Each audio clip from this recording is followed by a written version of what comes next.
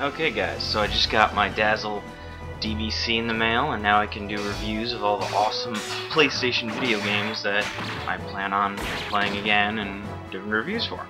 The first on the list is going to be Chrono Trigger for PlayStation.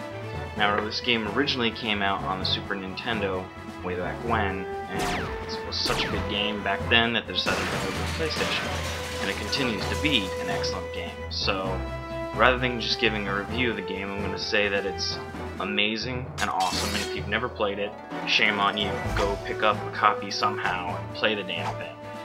So this review is going to be more of a comparison review between the PlayStation version and the Super NES version, or as most people would play it would be on an emulator on a PC. So that's how I'm going to be looking at it. Now if you have an actual Super NES version, then pretty much everything I'm going to talk about is moot because you want to play the PlayStation version over the Super NES version. But if you have an emulator, such as ZSNES or SNES 9X or whatever, you're probably going to want to play it on that. Now this is why. The negative aspects of the PlayStation version are that it has a lot of lag from loading up towns, menus. When you hit triangle to go into the menu, there's like 1 to 2 seconds of loading, which gets kind of tedious. Also loading of music, you can hear your disc loading up like crazy throughout the whole game, so that's kind of a bad spot with the PlayStation version. There's lag going into battle, so like when enemies appear and you bump into them and it initiates the battle, there's a moment where the whole game is like paused, and you're like, Jesus.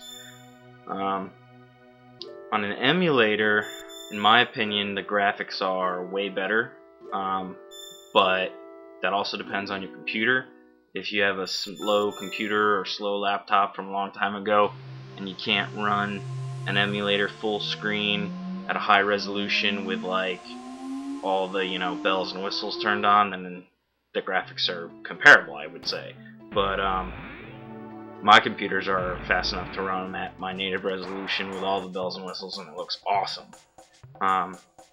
The other surprising thing with the PlayStation version is that there's no analog support, which is really a shame because I can tell you on the emulator side, if you have, like, I use an Xbox 360 controller with my emulator, and the analog controls beautifully for Chrono Trigger, better than most Super NES games.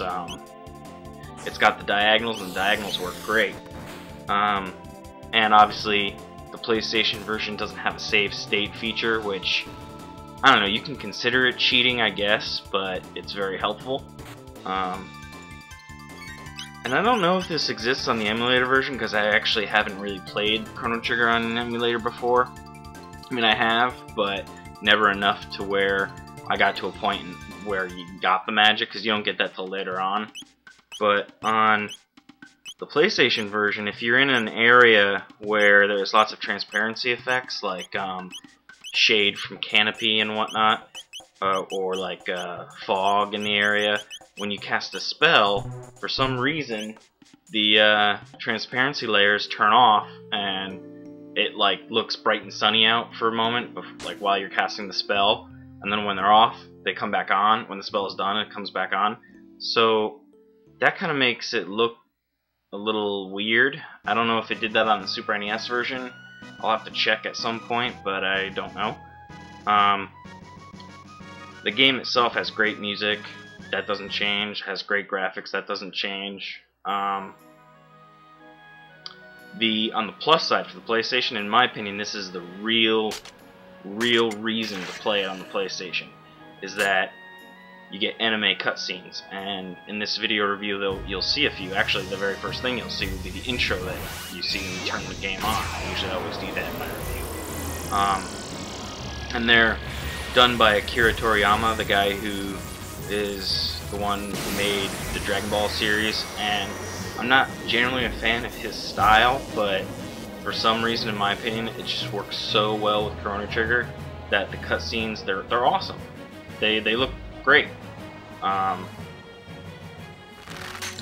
So that's about it. I mean, I would recommend playing it on the emulator, but if you don't have a good enough computer, or if you have a PlayStation and you really want to get that, which it comes in a bundle pack with that, and I believe, where's my case? I don't know where I put my case, but it comes with that and one of the Final Fantasies. I think it's Final Fantasy IV, which I will be playing down the road at some point, doing a review of that as well. But yeah, it comes with 2 games, and I'm pretty sure both are, I mean, Chrono Trigger is excellent, and I'm pretty sure the other one's probably pretty good too. So if you still have a PlayStation or a PlayStation 2, go out and try and find a copy of that. It's Final Fantasy Anthology. That's what they called it.